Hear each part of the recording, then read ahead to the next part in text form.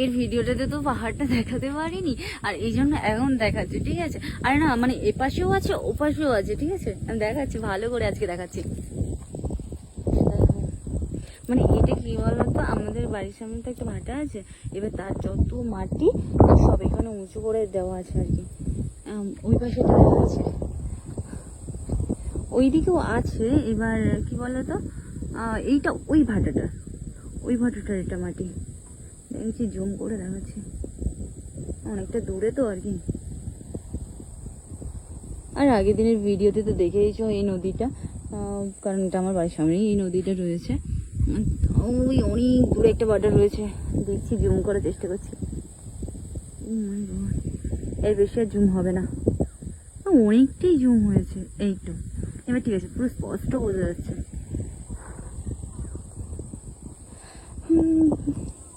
দেখো আজকে ওদেরটা সত্যি ভীষণ ভালো লাগছে, একদম রৌদ্র নেই, বৃষ্টি নেই, ঠান্ডা ঠান্ডা ওয়েদার, আবার তার উপরে একটু হাওয়া চলছে। উফ, দারুণ দারুণ।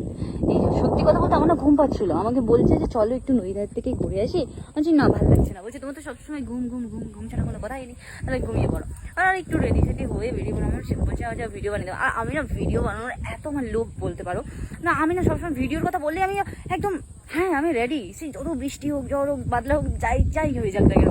আমি মাঝে মধ্যে বলি অনেক বৃষ্টি হচ্ছে, চলো একটু ভিডিও বানাই, কিন্তু বানিয়ে দেয় না, সেটা বড় কথা নয়।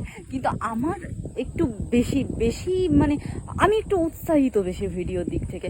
আর জানি না, ব্লগ অনেকদিন বানানো হয়নি, এখন কন্টিনিউ করছি আর করব, যেমন ইচ্ছে তেমনই করবো।